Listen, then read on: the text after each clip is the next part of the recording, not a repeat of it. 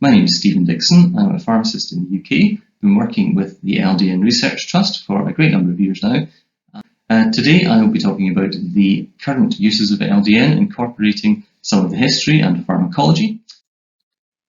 The main learning objectives of listening to this presentation and watching this today are to have a great understanding of the receptors involved in LDN, understand the serendipitous discoveries that have led to naltrexone being used the way it is today, understand the role of endorphins and the analogues of endorphins that we'll be talking about in regulating homeostasis and some biological processes, understand the difference between left and right-handed naltrexone and the importance of chirality in drug discovery and elucidation, and understanding some of the fundamental principles of when it is appropriate and is not appropriate to initiate LDN.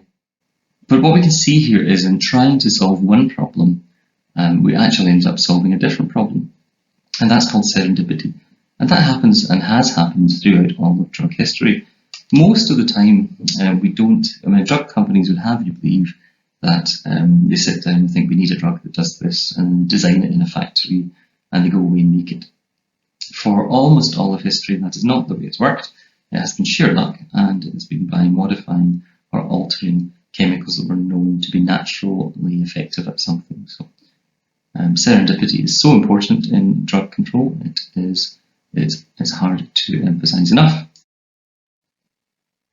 So now we're just going to talk quickly about these synthetic opiates and how they work and how naltrexone is going to be involved in ameliorating a change in homeostasis that's involved with the opiate system in the body, or the reward system. So opiates, or synthetic opiates, or indeed natural endorphins, mimic these natural neuropeptides called endorphins. Now, endorphins are the brain's happy chemicals, which are released from the pituitary gland, and they're released due to biological stimuli. Now, that can be pleasure, it can be suppression of pain naturally, it can be from a number of other reasons, and depending on the biological processes going on.